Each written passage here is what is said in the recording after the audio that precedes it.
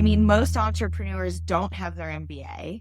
We didn't go to business school. We got into this because we had this calling, something we were good at. For me, it was marketing and strategy. I'm great at that. But now I'm being asked to be a CEO and deal with finances and things that I just had never even thought about.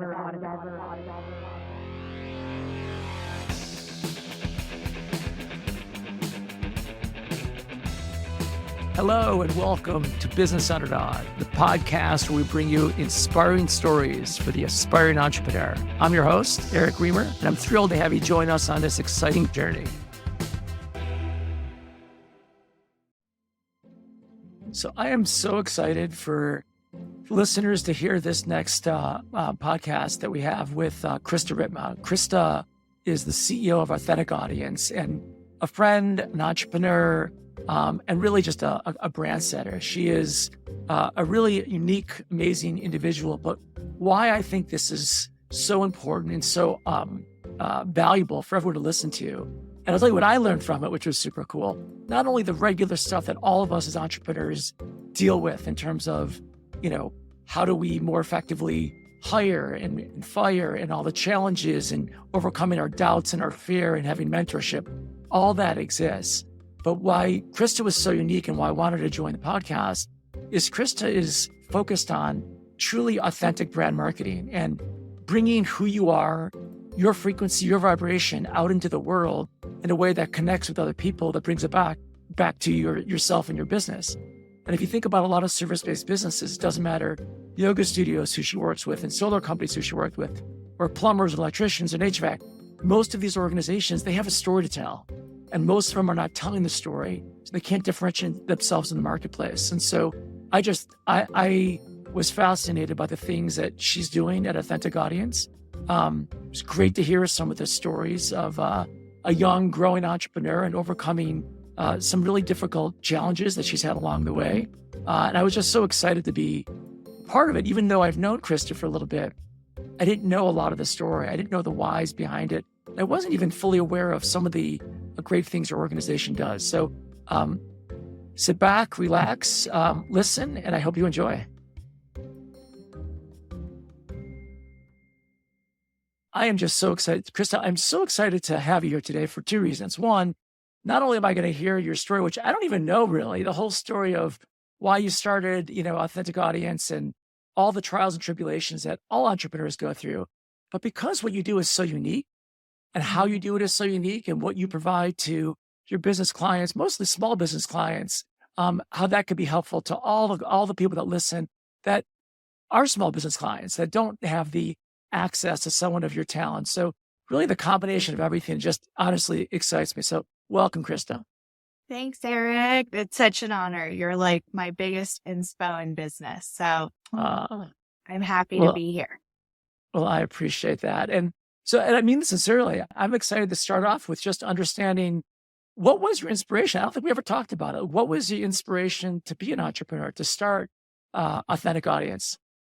I really had zero desire to be an entrepreneur at all. When I started Authentic Audience, I was living on my boat in the San Francisco Bay and just really having a solid 9-to-5 lifestyle. So I would turn off at 5:00 and I would go to yoga and I would live my life. And somewhere along the way, I decided that I could do it differently.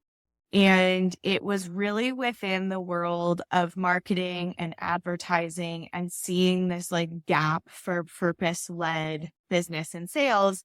And at the time, I was doing a lot of projects and marketing for yoga studios, yoga teacher trainings, yoga teachers, and seeing, okay, there's got to be this more heartfelt way to do business because a lot of these businesses are so purpose-led. And so the standard way of doing marketing or advertising just wasn't really working. And so my initial mission was the more butts on mat, the better the world. And so I just wanted to help people sell spots, whether it was at their yoga studio or whether it was on yoga retreats. And this expanded in such a major way after that. But that's really how it began. And then it was Clay, my now husband, my boyfriend at the time, who was seeing what I was doing for all of these different studios and, growing my own brand at the same time. And he saw his backgrounds in business development. And so he was like, there's a business here. And so we joined forces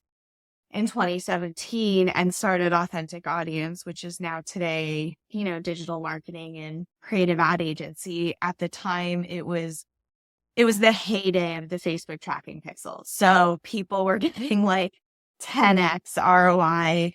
We could retarget people for an entire year after they hit your website. Like it was just like the wild, wild west. And we really were able to show small business owners what was possible in what otherwise would normally have been bigger corporate agencies. All of a sudden, like the Facebook tracking pixel, really made marketing small businesses possible in so many ways. And we were like at the forefront of that. So, you and I talk about this all the time. So you made that shift from 9 to 5 to entrepreneurial, partly because you truly wanted to help, the people you're working with more effectively, which is why most entrepreneurs actually start the business, which is amazing. But with that comes uncertainty, comes lack of paycheck, comes lack of consistency, that I don't care what level your business ultimately gets to, and you've had so much success, that journey is difficult, and everyone deals with it, because when you take that first leap, it all sounds good until you're like, I need to get a client next month or something. So I'd just love to hear from your perspective. What are the biggest challenges that you have faced? How you overcome them? Just kind of give the listener the understanding of it's freaking hard. We know it's hard, and what do you do to overcome that? It's so hard. And I think one of the beautiful things I've learned about entrepreneurship, because I truly love it now. I love it. I love all the different pillars of revenue and having my hand in so many different businesses and voices and people. And it's just the absolute best. And it's being free as an entrepreneur that you can do whatever you want. And so, for example, if we're having a hard month, and I'm not selling, a certain thing or something happens, I can pivot and launch something else. And I feel that I've really learned how to do that with my gifts and with my skills and with my network. And so now it's really always about, for me, find that next client that has the problem you can solve for them. And it's just one at a time.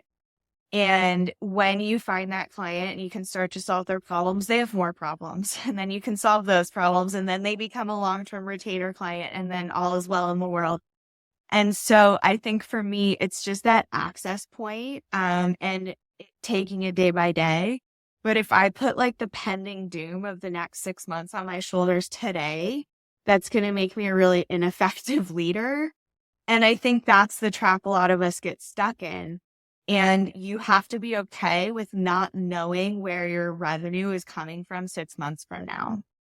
And I think that has been one of the hardest parts for me, and just trusting it day by day and not knowing if they'll re-sign in 6 months or what's going to happen, and having payroll and, just having it be, a constant game of profit margin and team and all of these things that I have absolutely zero experience in whatsoever.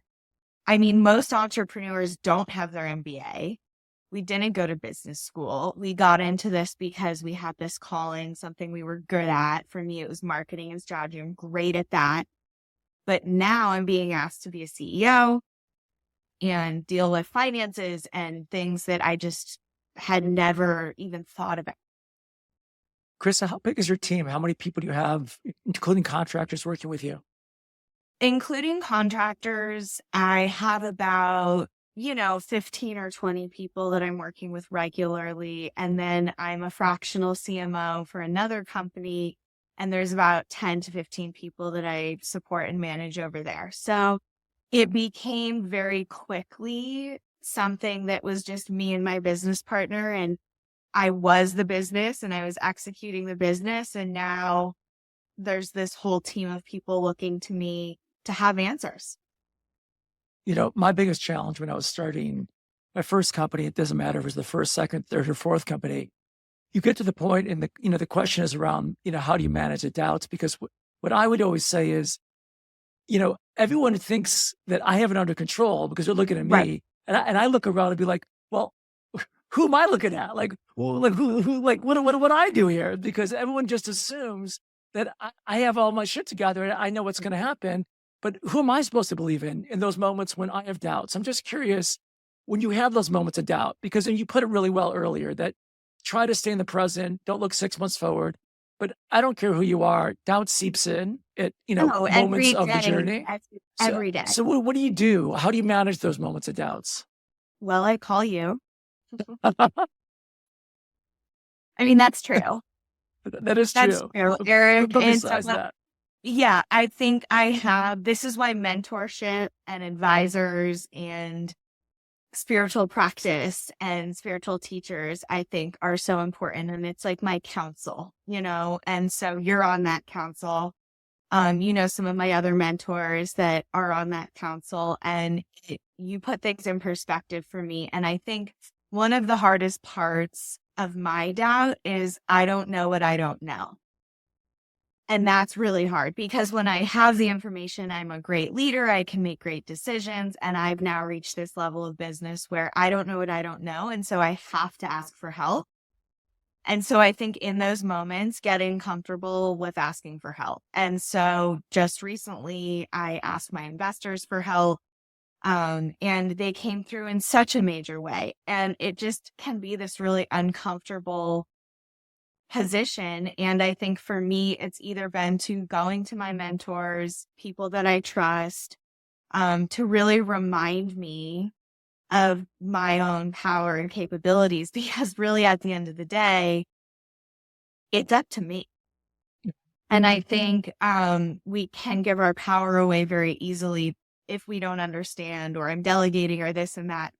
But having that like self-trust that this is what I'm doing now and I'm capable of this, and, I have the tools and I can ask people for help. But it's really hard. It's really hard. The self-doubt is like the loudest. And I think the more in service to your calling you are, the louder the self-doubt sometimes. But, you said something that I completely agree with. Your acknowledgement that you don't know what you don't know, and the vulnerability and the openness to actually seek out what that creates. I know it creates it in our relationship. There's no judgment. I have zero judgment. And when you talk to me, I'm just trying to help you and I'm not judging. Why doesn't Krista know that? Because I think a lot of times entrepreneurs feel if I ask somebody something, or ask somebody, whether that's a peer or a potential mentor, they'll think less of me. They won't think I have my shit together. They won't think I know what I'm doing. Your ability to kind of let that ego go away and be like, I know I don't know this, or maybe I know this a little bit, but Eric, you've done this, 20 years longer than I have. So what can I learn from your knowledge? And I've done that as a lot of my career. And you find those people that you're not being judged. That they're actually, they are focused on your best interests, and you can come into them very authentically and very vulnerable and very open. And that allows you not only to get the answers you were hoping, but actually to grow, because, all of this for me and you, we all talk about it. This is all our growth journey. It's all we're doing, right? These are our platforms for growth. So if we're not using them to grow like that, we're missing out. So I love that. You said that, and I see it real time when we talk. And it's so important that, our listeners understand that finding those people that can provide that platform for them to be honest and open and vulnerable and scared, without being judged is really critical. Equals my success. Like the people I've hired, invested in, sought out, had mentorship with, I call them my vision holders. There's something that you do in your business, how you are in your life. Like for us as entrepreneurs, I think it's very holistic. It's body, mind, business. It doesn't really turn off. And so I look to these people who are also entrepreneurs and also like really passionate about their work, but I see that they have like a whole life and they know how to relax and they have a work-life balance. So I seek out things in mentors that, you see, okay, there's that sparking something in me. That's a vision of mine. So why wouldn't we just ask them and like shortcut instead of making it really hard on ourselves? And I think for whatever reason, a lot of us like high achieving, high productive people who become entrepreneurs, we think it needs to be really hard. And so it's this limiting belief of, oh, wait, there's actually people here who can help me and who I have fostered relationships with. And I think that's the one thing I'm still really good at to this day is the relationship building. And if you can do that well, also that's marketing. But if you can do that well, then you'll never feel like completely alone, which is the scariest part of entrepreneurship. It is. Well, I want to come back to the doubt and the employees and the cash flow and all that, but I want to move on to something more fun. But before we do that, Right. as we move on to the fun stuff, a good kind of transition to that is, what is the one thing you're most proud of so far? You had no intention to be an entrepreneur. You've built this business with a lot of help from Clay and friends and family, but really, Krista, this has been your journey and this has been your energy holding that space. What are you most proud of so far?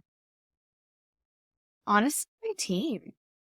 I think it's really, for me, great leadership and culture is about mission, cause, belief, and getting your team sort of rallied around something bigger than a paycheck or, ROI or whatever that is. And I just feel so grateful that they're so excited to work for me and to work with me and be a part of this and that they believe in it too, because it's one thing to be like delusionally confident in your own vision. I mean, we have to be, but in order to have a full team of these really incredibly talented women that are better than me. I mean, that's what I'm proud of is finding people out there that are, better, smarter, hiring them, letting them do their job and building a culture where we're like really supportive of each other. In our industry, women-owned businesses make up 1% of the 40,000 ad agencies in the United States. That's crazy. So I'm proud of that. Yeah. And our success. It should be. That's amazing. So I want to switch it a little bit into the kind of what you do in terms of how authenticity utilized in kind of brand messaging really helps differentiate and connect with customers more effectively, and how you think that is really across the board, whether you are a yoga studio, a marketing agency, what you do, you own a plumbing company, electrical company. How does authenticity and telling your story, allow you to differentiate what you're doing in the marketplace? Well, people follow people. And so it's a lot easier when there's a face, when there's a message, when there's somebody willing to earn that trust of the customer. And if you think about some of the more successful brands and businesses like Apple, for example, which is a great example of somebody that had an incredible personal brand, not necessarily, good or bad, but really made Apple what it is. And when you can feel that art, I think it's somebody's art, it's somebody's vision. I think the easiest way to describe it is with music. But I think it's really important to storytell, and it's how we build relationships. It's how we cultivate belonging. It's how we earn trust. It's like every psychological check mark for building a real relationship. And so for me, if we can just focus on that in marketing, which is just storytelling, it's just good storytelling and building resonance and commonality. And whether that's through, I have a client and friend who talks about building the bridge. He's an NFL Super Bowl champion. And how important when you're working with a new team, it is to just find that commonality and build that bridge right away. You're getting paid a lot of money. You're expected to win. The stakes are high. And that's how I feel marketing is. The stakes are high. Like there's a lot of noise out there. And so we have a real opportunity to facilitate something real. And it turns out that's what works right now. Like people want real, people crave that. even if you look at like what's doing best in advertising, it's user generated content. Like people want to see real people doing the things. And so the more real you can be, the better. Imagine that, right?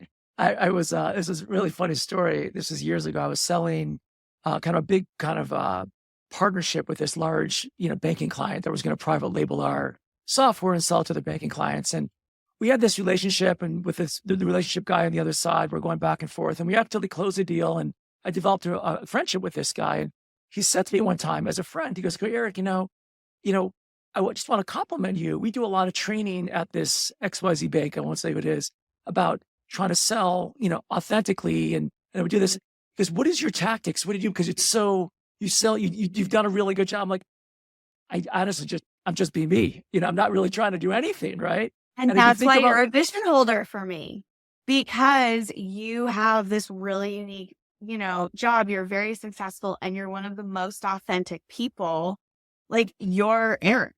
And so you just bring that to whatever you're doing, to whatever advice you're giving, to whatever setting you're in. And it works. But I think you have to be really confident and have the right mindset in order to be able to show up as yourself. And a lot of people are trying to be everything but, especially when it comes to marketing, which is so backwards. But it's just the way, even if you think about marketing and advertising, 40 years ago, it was billboards, it was Coca-Cola, it was Marlboro. Like it has just now shifted to this new space, and anybody can market. And with the right dollars and the algorithm, you can get in front of anyone you want.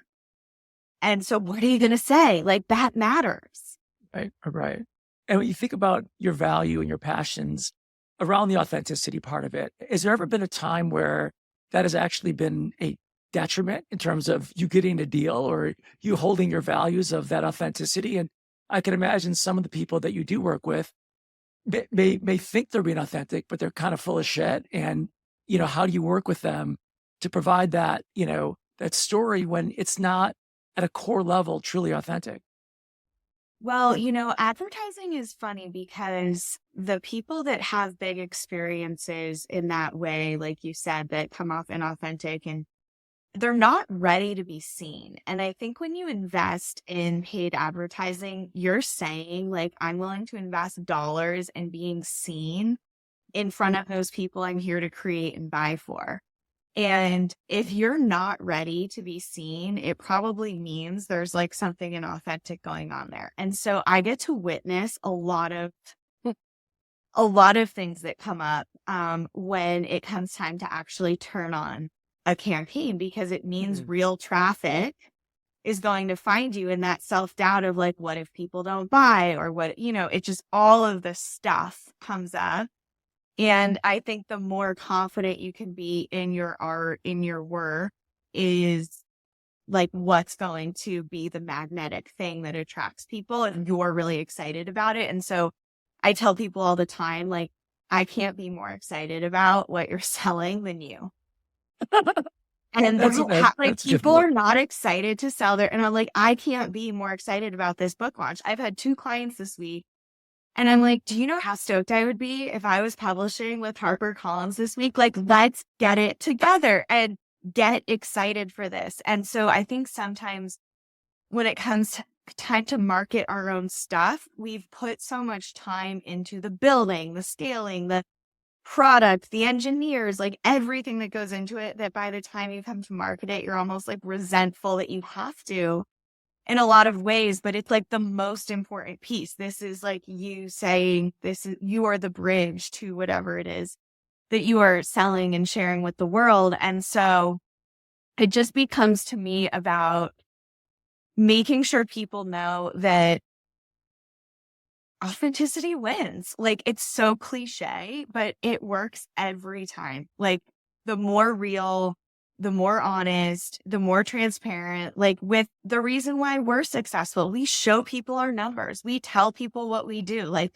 what a radical idea of sharing our strategy with people. Like, it's just about being true. And I think that's what you can feel. Like, that's what people who want to do business with you can feel.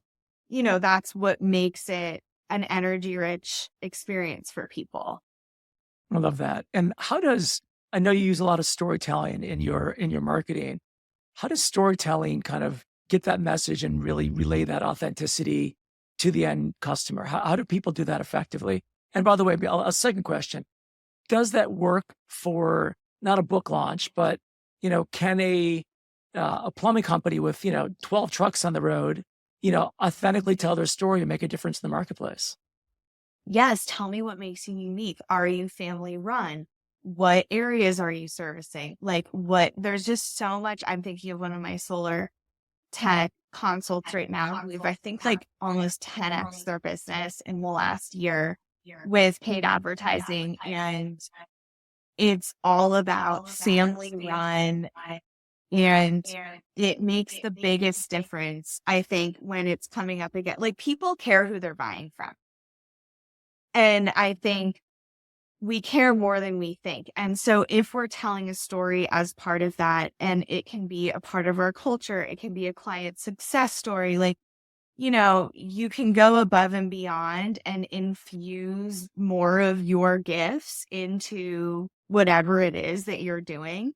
And so I think a great example of this is, I was trying to think of a great example for a plumbing company, but I'm thinking of a company that sells website templates.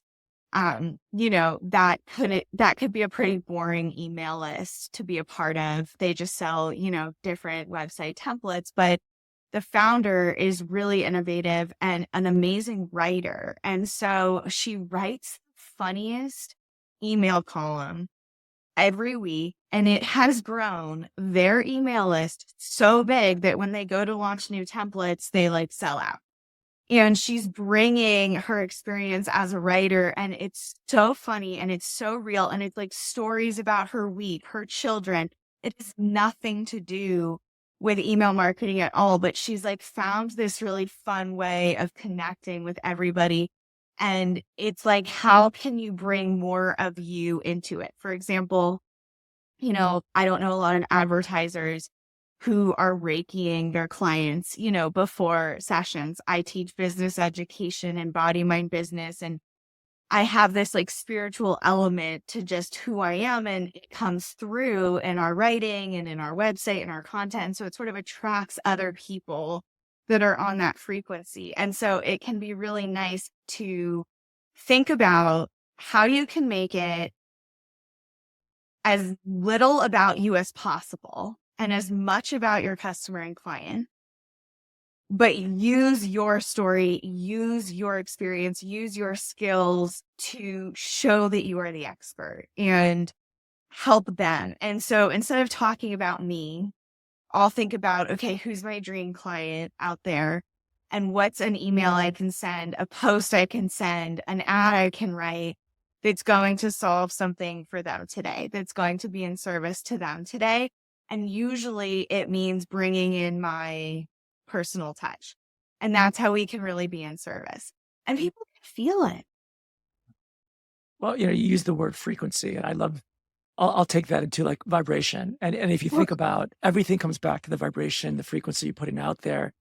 But when you step back, you think about a lot of the people that listen are service-based owners, and they could be electricians, plumbers, HVAC, landscapers, yoga studios, and often when you think about you hiring an electrician, it really is like they're a rowboat in the ocean. You just end up with them often, right? Because very few of them are trying to differentiate themselves. Very few of them are actually putting their vibration out there specifically so people can connect back with them, which in and of itself creates a huge market opportunity because no one's doing it. Just doing it a little bit would be huge. Just a little bit. Totally. So what would you do? How would you recommend that somebody, can make sure that their brand is authentic, that it actually is putting the right vibration out in an industry, maybe historically, that doesn't play like that, right? That Totally. isn't playing in that game. I'd just love to get your view on that. I think it's a great question for that specifically. Think about electrician, sending out a holiday card in the neighborhood with, some type of funny message or note on it. How can you go that extra step after somebody hires you? What's the follow-up email? What is the touch points that somebody gets to experience you? And in every one of those touch points, you get to leave an impression. And I call it the 4 seasons approach at Authentic Audience. So I tell my team all the time, I don't care if you close. It's not your job. I'm in sales. Like, I'm the one that is closing. What I need you to do is leave an amazing impression and leave an amazing taste in their mouths. So whether they buy or not, they're going to go out and they're going to remember this experience, and we're going to stay top of mind. And I think it's so easy to do that. You can think of those times that you're so grumpy, you're so hangry, you pull over to get gas, and there's like the loveliest attendant at a 7-Eleven that just totally changes your whole day. Yeah. And you can be that person, especially in an industry in advertising and marketing. There's not a lot of us that are like really wanting to infuse energy, service, love. And if you're doing that in industry where it's not typically the thing, like in a yoga studio, for example, hopefully your yoga teacher is like really purpose-led and exuding a lot of love, but your plumber might not be. And so imagine if you show up and you have the business card, or you leave like, an extra magnet, like the solar clients that I have, they've now created magnets, in addition to it. And it's just, how do you stay top of mind, and just that little extra step. Yeah. And for us as an agency, we send client gifts, and people are like shook when they receive this gift. If you're closing somebody at like $2,000 or $20,000 or $2 million, you can afford like a really nice $200 gift. Put it in your budget, and I think one of my mentors talks about like the weekly thank you, and every Monday, write a thank you note to somebody, whether it's a past client, whether it's somebody you want to work with. And it's just having that energy of being top of mind and leaving a good taste in people's mouths. Like, if you are an electrician or you are a plumber, you're going into somebody's home. Like, that's a very vulnerable experience. And so, I'm thinking about the plumber we used in Santa Cruz. He was such high vibes. We would wait. Like, we didn't want some random guy to come. We wanted him, and then that's how you become memorable and the favorite. And we've had people say to us, I've never had anyone take the time to explain paid advertising to me. I can tell you really care about it. And hopefully, if you are an entrepreneur, you really care about what you're doing. So just show that, like, go that extra little touch. Isn't it amazing that we're, at least for me, I was actually talking about this yesterday with my assistant, that when somebody provides great service in the service industry, I'm shocked. Like, I'm not like, it's the expectation is at best neutral, usually not good. Yeah. And then somebody follows up. I had a plumber come over, and similar, he starts telling me that, he started his own business, 13 years ago, and he's got 8 trucks in the field, and every single person who's been with him has been with him. They never leave, because he tries to pay them as much where they can make before they'd make it as much with him or they could make on their own. So he doesn't try to, push down, all of his earnings against them so they could actually stay with them. And he goes, the continuity has allowed this business to be really, really good, because I'm not constantly training new people who just aren't that qualified. And once he said that, I'm like, dude, I wish I knew that. I mean, now I'll never use anybody but him or his organization, but that would have been an amazing way for him to talk about in an advertising what he does and who he is, because that truly resonated, at least with me. And I'm sure it resonates with other people as well. That's really interesting. Totally. I think it's just about having those little extra mission-led, whatever it is that you care about. You think about Costco, how their whole thing is giving value back to the customer, and they make their money through memberships. And it's like you stick to that and it works. And it's because you can feel the service to the customer. People are loyalists for Costco. And it's like, because they really are in service to the customer, it's true.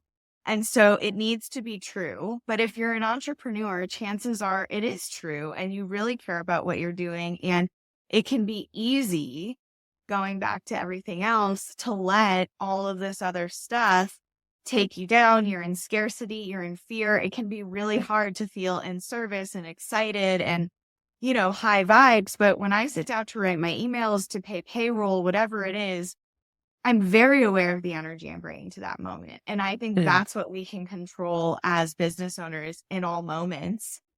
And I do think that that ripples out, whatever it is we're thinking about. If we're thinking, oh, I'm not enough, this client is never going to sign. Well, our beliefs equal the result. And so if I can sit down and feel really good about my week and go through and have the right energy that I'm bringing to it, it makes all the difference. And so I think we have a lot more control. And as entrepreneurs, we tend to like to be like out of control or, feel like we don't have any control, but we actually do. And if we can like take that pending doom of the next year or even the next 90 days, and it's like, what can I do today to move the needle, to close one sale, to close those 5 clients? Like there's an action you can take and there's a service you can sort of shift into that energy. And it just makes all the difference for me because it's a stressful time. Well, you touched on something, which is the kind of, every entrepreneur deals with this, right? So what energy you bring to the table, how you interact, what you're going to do. Oh, by the way, now you have these 10, 15 employees.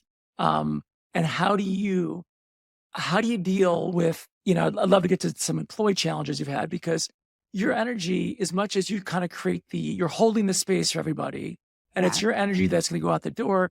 But at the end of the day, it's not you. It may not be you calling that customer, but you servicing that customer. And how do you manage your team in a way that allows them to both be their authentic self, but also bring the energy and vibration that you want every one of your customers to feel?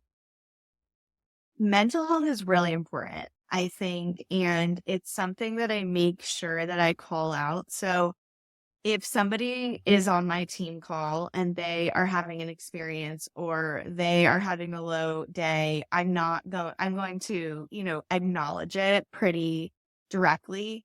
One of my leadership coaches calls this, real-time feedback. And so there's never an opportunity to say, oh, hey, can we talk? Because just in the moment, it's like, are we okay? And if we're burned out and if we need to take a day or if you need to go to the doctor, like my team knows that the energy they bring is really important. We start every week with a word. So everyone shares a word that we can sort of hold them accountable for coming back to that week. And so whether it's grace or presence or efficiency or whatever the word is, it's sort of like a way that I use to help us all drop into like the vibration of the week together every Monday. And I'm just making sure that they're okay. And I think it's really important to, you need to be able to rely on your team. Yeah. And so what I have done is if there is a mistake, if there is something that goes out wrong, if it's low energy, and the hardest thing I've had to learn as a leader is it's my fault. I didn't provide them with the tools. They aren't feeling like they have enough time. They're feeling overworked. Like for whatever reason, I'm failing them. And so I think I hold pretty high expectations. So they know at this point, like, take a beat, go for a walk, like ask for the time off, whatever it is, because when you do show up here, like it's really important that we show up a certain way and people want to work with us because of that. We give off this culture that other people want to be a part of. And so upholding that is like a big part of my job. And because if they're okay, if they're rested, if they're mentally stable, then like everything works. And so I love burnt out people, like it's going to start breaking. So instead, you put it all, you burn yourself out. That's really good of you. Exactly. Krista, That's exactly. That's what I'm hearing is everyone's good. And I'm going to burn on both ends here. But so, and I totally understand under the leadership philosophy of if someone's not doing a good job, I didn't do a good enough job getting them. And that's awesome. I totally agree to an extent. But as an entrepreneur and somebody that's a young, growing entrepreneur, there's times when just people, it just doesn't work. And no matter what you do and how you hold this space, when do you make that decision? How do kind of new entrepreneurs know when they're not used to it and it's uncomfortable and they don't want to do it? How do they know when they need to move on from an employee? it's really hard. And I think I've waited far too long, far too many times. And you lose a lot of money. Like, I think one of the biggest things that I have learned is when I get an intuitive hit, like the number one way I can stay true to myself in my business is shorten the time between me getting an intuitive hit and then taking the action. So oftentimes I'll get this intuitive hit about an employee or somebody, and I'm like, wow, this is like really medium work. Like, this is not good. And then it will take me 3 to 6 months to fire that person or take action. And to me, that's just, I was out of integrity that full time because I knew. And I think as the CEO or as the person in charge, I was just talking to our mutual friend about this week, like there's only one person in charge for a reason. And when you know, it's like your job to take that action, like you are steering the ship. And so I've lost enough money, I think, at this point, because then what happens is, you wait 3 or 6 months, you finally fire this person, you realize how much money you've lost in the last 3 years employing this person or whatever it is. And you know that you should have taken the action sooner. And Yeah. so one of my husband's mentors early on said, fire soon and like often. And that was one of the things he took away. And so after a couple of times of me not firing soon enough, I think I now, like the most recent one, I'm proud to say, like I had the intuitive hit over the summer and I called one of my team members and was like, hey, I know this is super random, but I'm pretty sure I need to fire this person today. And she goes, oh, I couldn't agree more. Like the thing is you're the leader. So they're not going to all say, oh yeah, totally. I agree, until you say it. So as soon as I said that, she's like, oh yeah, I feel the exact same way. I picked up the phone. I called the gal. I said, how do you think things are going? She basically fired herself. And I felt so proud of myself that day because I really listened. Like when you ask your business, when you ask who, like it reveals. And so I was in this asking, trusting phase that morning and was like, what needs to shift? And it was like, this person needs to go. They're not in it. And sure enough, it cleared so much energy. And so I think it's become a lot easier. It's never easy when you, that realization of like every day that goes by, not only do I have to pay this person, but then I have to find someone and deal with the emotional journey of this. And that's a lot of work. So sometimes you'll keep someone, like I kept somebody for a year just because I was so afraid to train someone new.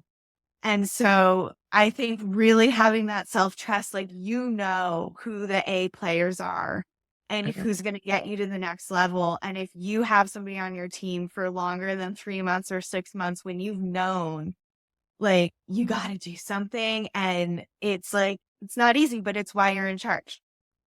And you said so many things that I agree with, and it's not fair to the team because the team all knows, right? They all know around you. They all know. Everyone can feel it. Totally. And you lose credibility by not making the decision. There's he's now older and I'm a little older, but Jack Welch was a CEO of GE for many years, very, very successful CEO. And his quote was, if you think you should be firing somebody, you're already probably 3 months too late.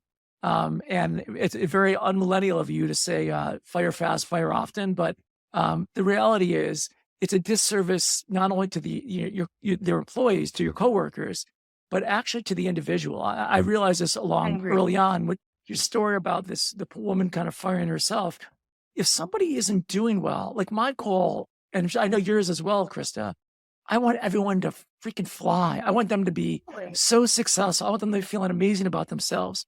And if they're at the point that I need to let them go, they're feeling it too. They don't want to feel like that. And I don't want them to feel like that. So if they're not willing to step off, you have to give them the grace to push them because they'll find somewhere that actually is a better fit. They'll find that platform where they can fly.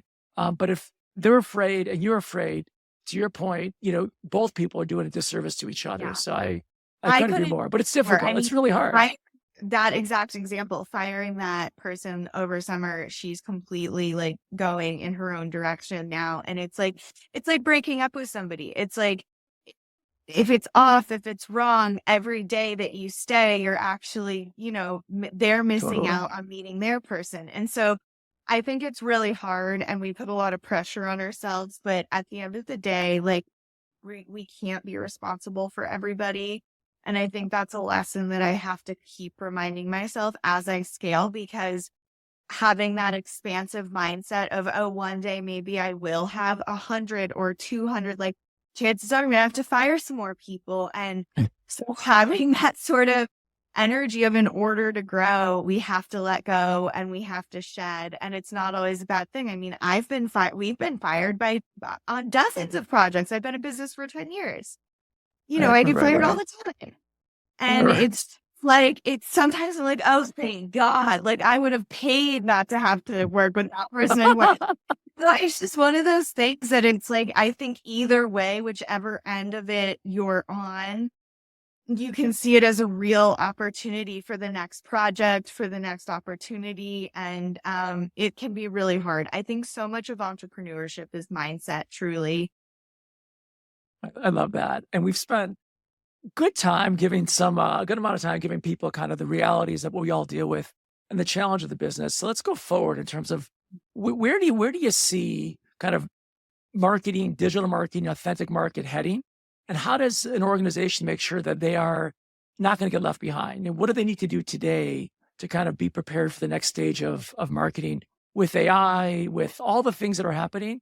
And then think about your clients. Again, I keep using a plumber because those are a lot of our clients, but we have yoga studios too, where we have dental offices. And you think about those professionals who are really good at what they do.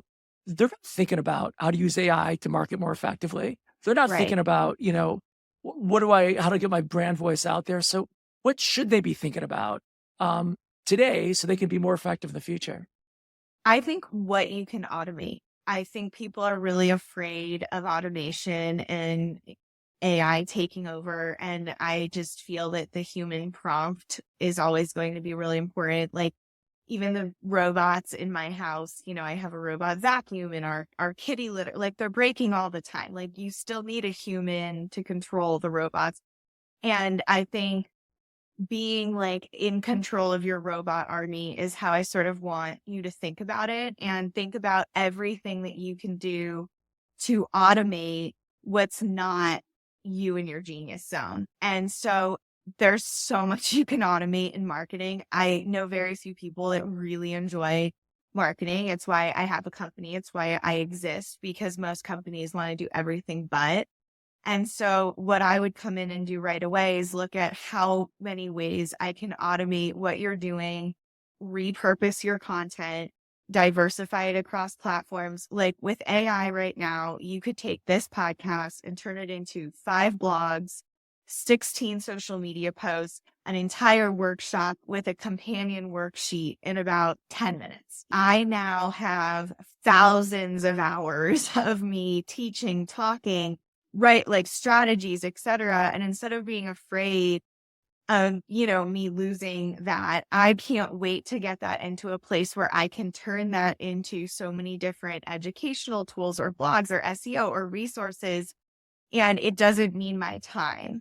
So I think what we can do is think about how efficient we can be with our time. And there are so many tools out there right now that have allowed me to free up, even on the marketing side. Like we're using competitor analysis that I used to have to go in and like create a competitor analysis. Now for $100 a month, I can run a competitor analysis on any Wow. website ever. And so that makes me freed up to do things like this, to teach different classes, and to really make the most of my time. So I think it's actually about freeing up your time and figuring out, especially from a marketing standpoint, like, do you have a welcome sequence turned on when somebody comes to your website? Can they enter their email? It's the best 401k for your business. People pay millions for email databases. So grow your email list.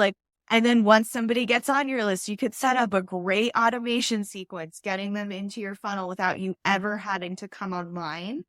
And so I think it's a brilliant time to be an entrepreneur at this like intersection of technology and humanity. and making sure you are taking the classes, you're learning, you have the mentors, you're asking questions.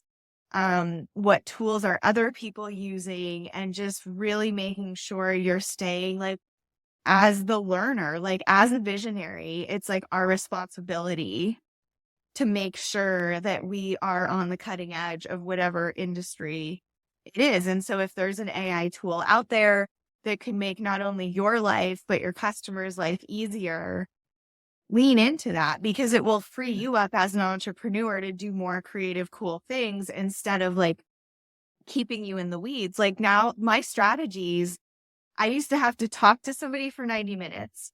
Then I would have to listen to that again as I wrote a strategy. That was like 3 hours, 4 hours. Yeah.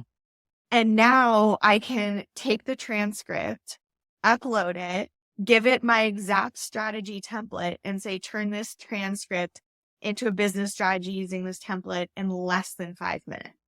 It's amazing. And it's incredible. And so I just am really moved by it. But again, you need the human prompts. You know, I need to be able to say, this is the strategy, this is the formula, etc. But take the time to set that stuff up. I think as business owners, especially talking about plumbers, electricians, we're probably reacting a lot and not taking that time to like invest in the operations and the structures and the marketing and the automations. I mean, you can set up text message automations. By the way, 98% open rate. Who's not looking at their text? And so there's just a huge opportunity with automation meets marketing. And I would just encourage people to lean in to these strategies, because at the end of the day, you just need warm leads to sell to. So whatever it is you want to sell, whatever the service is, whatever the product is, if you can build a warm audience, 5 to 10 times that size that knows who you are, you're going to be successful. And so just take that time to build that funnel, to build those automations. And they're available to us now. That's the thing. Like a lot of these tools we couldn't access a few years ago. Now they're $99 a month. Like use them. Correct. Yeah. Big companies had access, but the small businesses didn't. Exactly. That's gold, Krista. What you just provided is such incredible insight that most people don't even know exists. But the dollars, I mean, it has come down. Like ManyChat, you guys, this is how people are doing it. And it excites me that there's so many tools out there for people that are at my stage in business that can afford it and use it to reach their clients like very, very easily. So speaking of exciting, so what's next for Krista and Authentic Audience? What's on the horizon? Where do you want to take the company? You know what, Eric? That's something we talk about all the time. I have a big vision of a collective. So whether that means merging with 3 other incredible female marketing agencies that do social media and email and becoming this like bigger collective, that's always something I've envisioned. But I'm enjoying the growth edges that come along with scaling. So many of people have told me not to do it. So many people warn me against the agency model. And I totally get it now, but I really do feel like scaling this agency is in my dharma. We are better than most when it comes to strategy and creative. And I think we're just turning that corner now. We're 5, 6, 7 years old, and we're starting to put ourselves up for awards, and we're starting to go to the trade, the events and the conferences, and it just takes time. And so I think I'm in a place now, instead of looking for that quick solve or that quick, $2 million 5-year revenue increase. It's like, where are we going in 5 years? And how am I like setting myself up now to be sustainable? And so it's growing my team, bringing on partners. I've been working with some new mentors. There's things out there that I don't know. So there's possibilities that I'm not aware of. And so that's sort of what I'm calling it at this time. To take it to the next level, I know I need that next person, that next partner, that next, whatever it is that's going to present itself. And it always does. And so I'm hopefully, just going to scale it and grow it. But honestly, if I can just sustain, where we are at our growth and our profit margins over time, it's just become something that I really love. And I'd also love to free up my time to do other things too. So, that's the entrepreneur thing. You're an entrepreneur means you like a lot of, different things, but then you kind of get stuck into doing this one thing. And now I'm obsessed with it. So, Well, I'm impressed, and I've been able to watch your journey and your growth and the success you've had, and it's been really amazing. The growth, both personally, professionally, where your business has gone. I'm happy to be a part of it. Happy to watch you, and happy to be a friend. And so I want to first thank you so much for doing this, and also let people know that if they wanted to reach you, it's authenticaudience.com. .co.